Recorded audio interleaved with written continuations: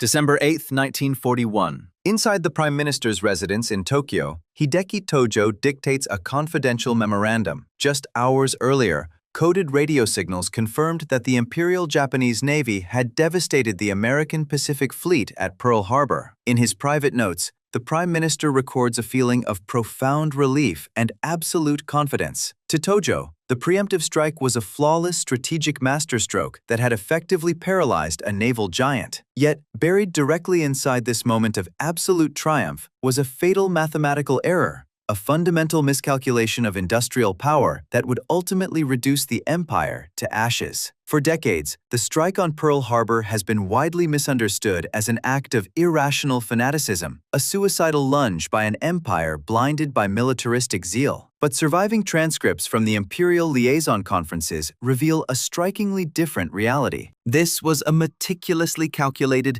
desperate geopolitical gamble, forced by brutal logistical constraints and a suffocating American oil embargo. The men inside Tokyo's war rooms were acutely aware of the unforgiving industrial mathematics stacked against them. They argued bitterly over exact tonnages of steel and dwindling reserves of aviation fuel, fully understanding the colossal risk of awakening an economic superpower. We will examine the cold, strategic logic behind Japan's decision to strike, stripping away wartime myths to look at the precise calculations made by Tojo and his cabinet. The true question is this: how did the architects of the Pacific War engineer a brilliant tactical opening that mathematically guaranteed their ultimate, crushing defeat? To understand the mindset of the Japanese High Command in the autumn of 1941, one must look at a single, terrifying commodity: oil. On July 25, 1941, the United States retaliated against Japan's military occupation of southern French Indochina by freezing all Japanese assets. A devastating blow immediately followed: a total embargo on crude oil and aviation fuel. Great Britain and the Dutch government in exile quickly matched the American sanctions. Overnight, the economic arteries of the Japanese empire were severed. At that exact moment, Japan relied on the United States for roughly 80% of its petroleum imports. Inside the Supreme War Council, military planners stared at a catastrophic balance sheet. The Imperial Japanese Navy, alongside the vast army heavily bogged down in China, was consuming roughly 12,000 tons of fuel every single day. The strategic reserves, painstakingly hoarded in underground tanks, held perhaps 18 months of oil for a peacetime footprint, or merely a year if full-scale combat operations commenced. The countdown to national paralysis had begun. Once those holding tanks ran dry, the mighty Imperial Navy would be transformed into useless floating scrap metal. The army on the Asian mainland would be entirely immobilized. Japan would cease to exist as a modern military power without a single shot being fired by an invading force. This brutal timeline ignited fierce, often bitter arguments behind closed doors. The Japanese leadership was far from a unified, suicidal monolith. The Naval Command, prominently including Chief of the Imperial Japanese Navy General Staff, Osami Nagano, harbored deep, documented anxieties about facing the American industrial colossus. The Navy understood the raw mathematics of shipyard production. They knew that in a protracted war of attrition, American factories would outbuild them by a staggering margin. They strongly urged diplomatic compromise. However, the Imperial Japanese Army, fiercely championed by War Minister Hideki Tojo, viewed the American diplomatic demands as absolute political suicide. The United States' condition for lifting the oil embargo was uncompromising: a complete withdrawal of all Japanese military forces from China and Indochina. For the army, which had already sustained hundreds of thousands of casualties across 4 years of grueling combat on the Asian mainland, abandoning the conquest was fundamentally unthinkable. Tojo relentlessly argued that accepting the American terms would render the immense sacrifices of their soldiers meaningless, invite a devastating internal military revolt, and permanently reduce the empire to a subservient, third-rate state. Through August and September, the Imperial Liaison Conferences, the highly secretive joint meetings of the civilian cabinet and military chiefs, became pressure cookers of anxiety. The ticking of the clock was deafening. Every day spent exchanging diplomatic cables with Washington meant thousands of tons of irreplaceable oil burned in the engines of warships and aircraft just maintaining defensive readiness. Nagano famously presented the situation to Emperor Hirohito by comparing the empire to a desperately ill patient requiring a highly dangerous surgery. The operation carried a massive risk of death, he argued, but without it, a slow death was an absolute certainty. The diplomatic deadlock permanently shattered on November 26, 1941, with the delivery of the Hull Note by U.S. Secretary of State Cordell Hull. The document firmly reiterated the demand for a total withdrawal from China. To the Japanese cabinet, this was not a basis for continued negotiation. It was universally perceived as a final, humiliating ultimatum. The civilian government collapsed under the pressure, and Hideki Tojo was elevated to prime minister, absorbing the war portfolio. He was not put in power to negotiate a surrender, but to execute the only alternative the military believed remained. If they could not buy oil, they had to physically take it. The vast, untapped oil fields of the Dutch East Indies lay directly to the south, but launching a massive amphibious invasion of Southeast Asia would fatally expose their strategic flank to the United States Pacific Fleet stationed at Pearl Harbor, as well as American forces garrisoned in the Philippines. Striking first was no longer debated as an aggressive war of choice. In the suffocating atmosphere of late November, as the fuel gauges dropped measurably lower each week, the Japanese cabinet formally concluded that a preemptive, simultaneous assault across the Pacific was the only viable mechanism left to secure the resources required for national survival. The execution of this desperate strategy stunned the Allied powers with its sheer velocity. Within the first 6 months following the Pearl Harbor strike, the Japanese war machine unleashed a brilliantly coordinated multi-front campaign that systematically dismantled Western colonial power across the Pacific. British strongholds collapsed with shocking speed, culminating in the surrender of Singapore in February 1942, the largest capitulation in British military history. American and Filipino forces were steadily ground down, eventually forced into total submission at Bataan and Corregidor. Most importantly,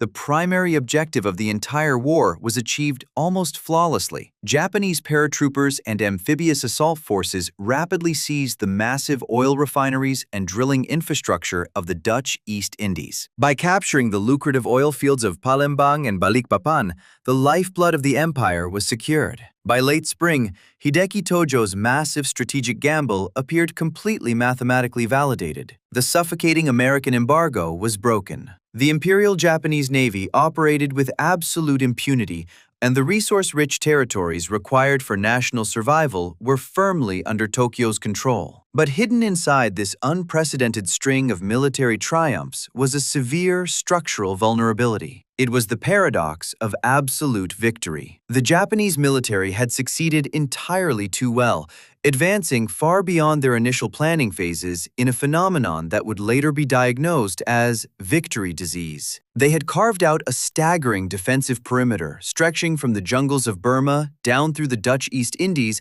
out to the Solomon Islands and deep into the Central Pacific. Defending this colossal maritime empire required thousands of miles of secure shipping lanes. It demanded a massive, highly efficient merchant marine fleet to transport the newly conquered crude oil back to the home islands, alongside an endless chain of supply ships to feed, reinforce, and rearm the widely scattered island garrisons. Japan simply did not possess the industrial shipping capacity to sustain a perimeter of this sheer geographic magnitude. Without realizing it, the Japanese High Command had engineered a fatal logistical trap. They had successfully conquered a sprawling, resource-rich empire that was structurally impossible to protect against a fully mobilized enemy. The reality of this impossibility was rooted in a fundamental misunderstanding of American industrial capacity. In the spring of 1942, the Imperial Japanese Navy possessed the most elite, highly trained naval aviators on the planet. Men who flew the Mitsubishi A6M0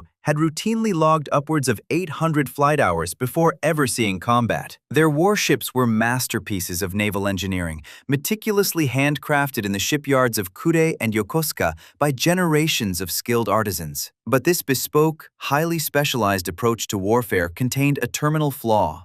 The Japanese military apparatus was designed exclusively for a short, decisive conflict.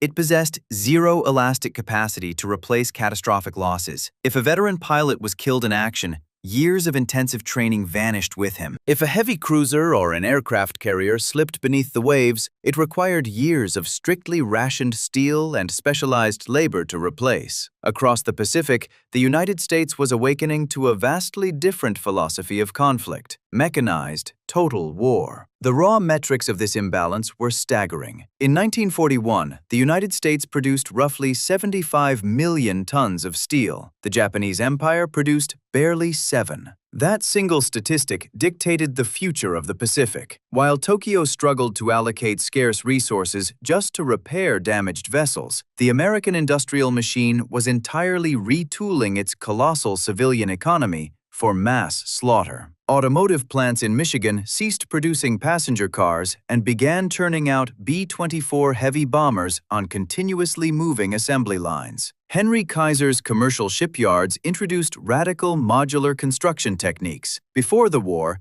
building a standard merchant ship took over 200 days. By late 1942, American shipyards were welding together 10,000-ton Liberty ships in under a month, and soon, astonishingly, in a matter of days. The United States was not merely outproducing Japan. It was manufacturing warships, combat aircraft, and munitions at a velocity that completely broke Japanese logistical models. The Imperial High Command had gambled that early, devastating blows would force Washington to the negotiating table. They severely underestimated the terrifying momentum of an enraged economic superpower that could absorb massive initial losses and simply build a new, overwhelmingly superior military from scratch. Yet, in May 1942, this industrial avalanche had not yet reached the front lines, and the Japanese Navy still aggressively sought the decisive knockout blow. Admiral Isoroku Yamamoto, the brilliant commander of the combined fleet, knew the clock was ticking. He understood that Japan had a narrow, rapidly closing window to annihilate the remnants of the United States Pacific Fleet, specifically the American aircraft carriers that had miraculously escaped the destruction at Pearl Harbor. Yamamoto devised a highly complex, massive naval operation aimed at a tiny, strategically vital coral atoll in the Central Pacific, Midway. The strategic concept was to invade the island, forcing the heavily outnumbered American carriers out of Hawaii to defend it, and then spring a devastating trap with a hidden, vastly superior Japanese strike force. It was mathematically sound, relying on overwhelming numerical superiority and the proven, terrifying combat experience of the Japanese carrier strike force, the Kido Butai. But Yamamoto's meticulously crafted ambush contained a silent, invisible fracture. Deep beneath the bustling headquarters of Pearl Harbor, in a secure, windowless basement known as Station Hypo, a small, exhausted team of American codebreakers led by Commander Joseph Rochefort had achieved the impossible. Through grueling, obsessive cryptanalysis, they had pierced the veil of the primary Japanese naval code, JN-25B. Admiral Chester Nimitz, commander of the U.S. Pacific Fleet, was not operating in the dark. He was actively reading fragments of Yamamoto's operational orders. Nimitz knew the exact target, he knew the rough timetable, and he knew the precise order of battle. Instead of walking blindly into Yamamoto's trap, Nimitz prepared a desperate ambush of his own. He rushed his 3 available carriers, Enterprise, Hornet, and the hastily patched-up Yorktown, to a patch of ocean northeast of Midway, waiting silently in the pre-dawn darkness for the Japanese to arrive. The collision of these two strategies occurred on the fateful morning of June 4, 1942. The Japanese strike force, comprising 4 elite fleet carriers, the Akagi, Kaga, Soryu, and Hiryu, launched a heavy raid against the American installations on Midway Atoll. Believing the American fleet was still hundreds of miles away, the Japanese commanders operated with an air of absolute invincibility. But Nimitz's decrypted intelligence had allowed American scout planes to locate the Japanese carriers first. For hours, uncoordinated American torpedo bomber squadrons threw themselves at the Japanese fleet, only to be systematically slaughtered by the elite Zero fighters defending the airspace. The Japanese naval defenses seemed entirely impenetrable, but the chaotic, suicidal American torpedo attacks had inadvertently pulled the Japanese fighter cover down to the ocean's surface, leaving the high altitudes completely unprotected. At exactly 10:22 a.m., the mathematics of the Pacific War violently inverted. 3 squadrons of American SBD Dauntless dive bombers, arriving at high altitude from the Enterprise in Yorktown, broke through the clouds and found the Japanese fleet completely exposed. The wooden flight decks of the Akagi, Kaga, and Soryu were packed tight with fully fueled aircraft, stacked torpedoes, and highly volatile aviation gas lines, as Japanese deck crews frantically tried to rearm for a strike against the newly discovered American ships. In just 5 terrifying minutes, the course of human history was permanently altered. American armor-piercing bombs smashed through the wooden flight decks, igniting catastrophic chain reactions of secondary explosions within the enclosed hangar decks. By 10:27 a.m., 3 of the most powerful warships on the face of the Earth were burning, unsalvageable wrecks. The 4th carrier, Hiryu, would survive long enough to launch a retaliatory strike that ultimately sank the Yorktown, but she too was ruthlessly hunted down and destroyed by American dive bombers later that same afternoon. The Battle of Midway was not merely a tactical defeat. It was a systemic amputation of Japan's offensive naval capabilities. In a single day, Tokyo lost 4 irreplaceable fleet carriers, over 300 aircraft, and, most devastatingly, hundreds of highly experienced mechanics, armorers, and elite aviators. The strategic initiative slipped from Japanese hands in the flames of Midway, never to return. The United States military, transitioning from shocked defense to calculated offense, now faced the staggering reality of Japan's vast, newly acquired defensive perimeter. The Imperial High Command had heavily fortified key islands, constructing elaborate networks of reinforced concrete bunkers, hidden artillery emplacements, and subterranean tunnels. Tokyo anticipated that American forces would bleed themselves dry trying to capture every single stronghold in a grinding war of attrition. If the United States attempted a linear, island-by-island reconquest, the casualty projections were politically and militarily unsustainable. So, the American command structure, spearheaded by Admiral Nimitz in the Central Pacific and General Douglas MacArthur in the Southwest Pacific, devised a fundamentally different, ruthlessly efficient strategy: island hopping, or leapfrogging. Instead of launching costly amphibious assaults against the most heavily defended Japanese bastions, such as the massive fortress complex at Rabaul, which housed over 100,000 Imperial troops, the Americans simply bypassed them. They utilized their rapidly expanding naval and air superiority to physically isolate these massive garrisons, permanently severing their maritime supply lines. The American amphibious forces would assault only strategically vital, less defended islands capable of supporting heavy bomber airstrips. Once a new airstrip was secured, land-based aircraft and naval blockades would completely neutralize the bypassed Japanese strongholds left in their wake. For the Japanese soldiers garrisoned on these isolated islands,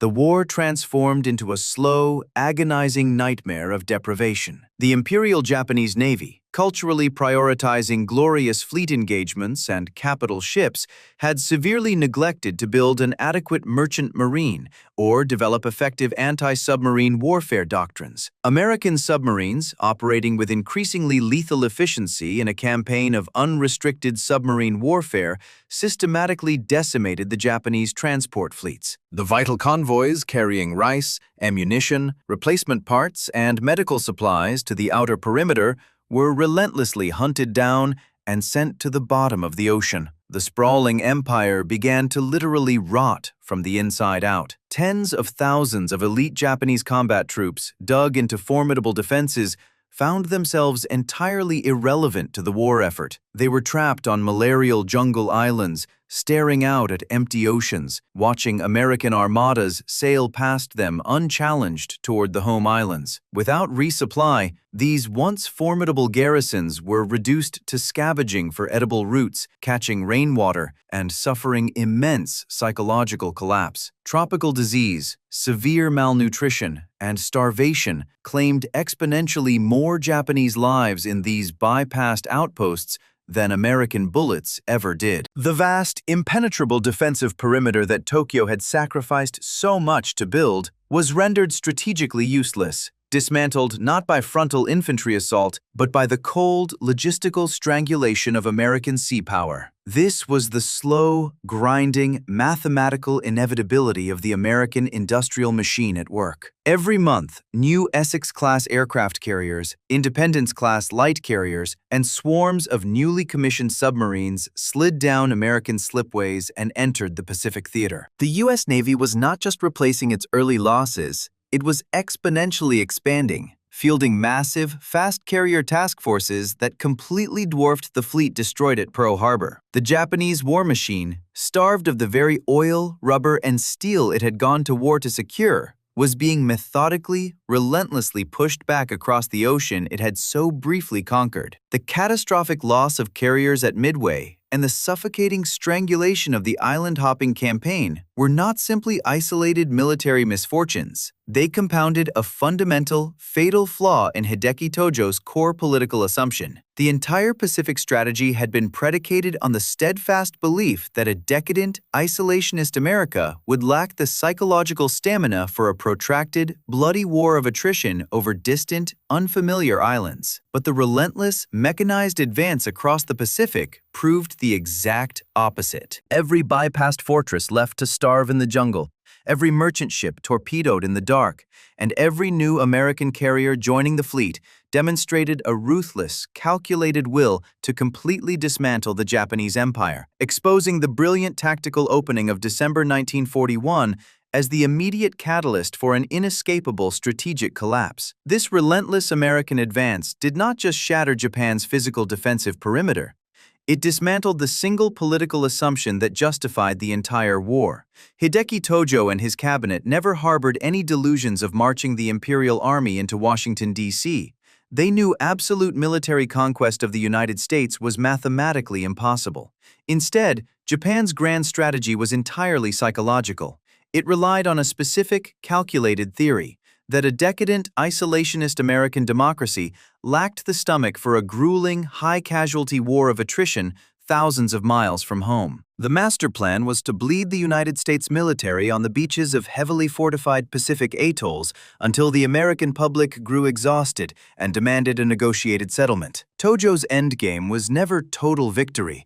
It was a compromise peace that would simply force Washington to recognize the new Japanese empire in Asia. But this theory contained a fatal misunderstanding of the American psyche. Tojo calculated human endurance through a cold, militaristic lens, completely failing to anticipate the emotional shockwave generated by his own opening move. The surprise attack on Pearl Harbor did not demoralize the United States. It enraged it. The perceived treachery of a preemptive strike without a formal declaration of war instantly unified a deeply fractured nation into an engine of pure vengeance. Instead of suing for a quick diplomatic exit, the American public demanded absolute destruction. This unyielding fury crystallized when the Allies publicly issued a terrifying new doctrine for the Pacific War: unconditional surrender. There would be no armistice, no negotiations. As American forces closed in on the home islands, the horrifying reality finally settled over Tokyo. The political exit strategy that justified the entire conflict never actually existed. The terrifying weight of this non-existent exit strategy finally crushed the Japanese high command in the summer of 1944. For years, government propaganda had assured the civilian populace that the home islands were sacred and physically untouchable. That illusion rested entirely on a heavily fortified inner defensive ring, anchored by a mountainous island in the Marianas, Saipan. When American amphibious forces breached those beaches in June,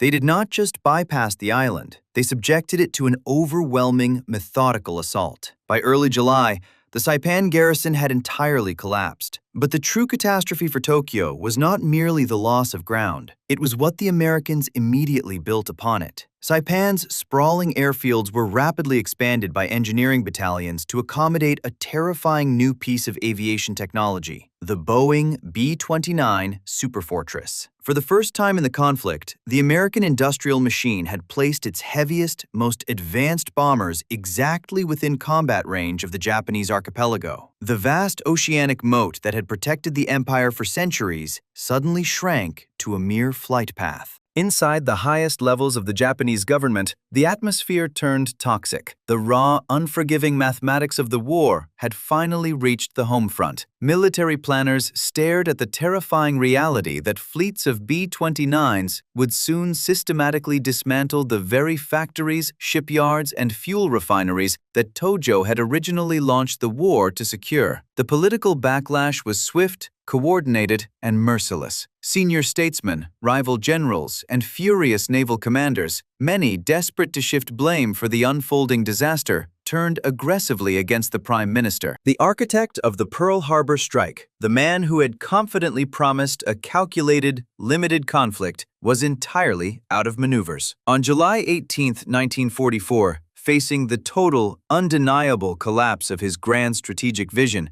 Hideki Tojo was forced to resign his premiership in absolute disgrace. He was abruptly stripped of his military and political power, leaving behind a paralyzed cabinet trapped in a mathematically unwinnable war, helplessly awaiting the inevitable roar of American engines in the skies above Tokyo. The deafening roar of those approaching bombers stands in staggering contrast to the quiet certainty that once filled the Prime Minister's residence. Looking back at December 8, 1941, to that confidential memorandum dictated in the immediate, euphoric aftermath of Pearl Harbor, Hideki Tojo's absolute confidence now reads as a blueprint for national suicide. The profound tragedy of the Japanese strategic mindset was a fatal inability to distinguish between a brilliant tactical opening and a viable long-term strategy. The men in Tokyo believed that sheer willpower and a devastating first strike could somehow overwrite the unforgiving mathematics of industrial warfare and maritime logistics. What ultimately destroyed the Japanese Empire was not a lack of courage on the battlefield. The soldiers and sailors of the imperial forces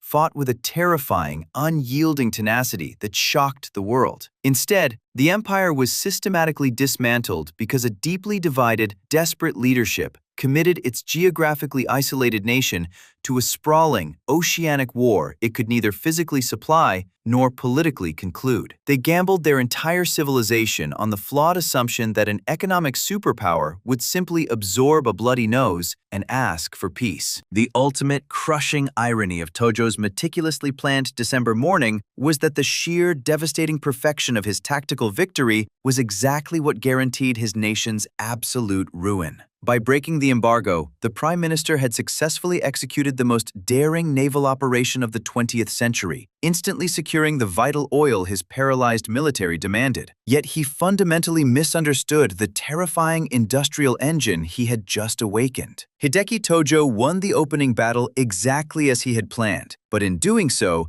he mathematically guaranteed his nation would lose the war.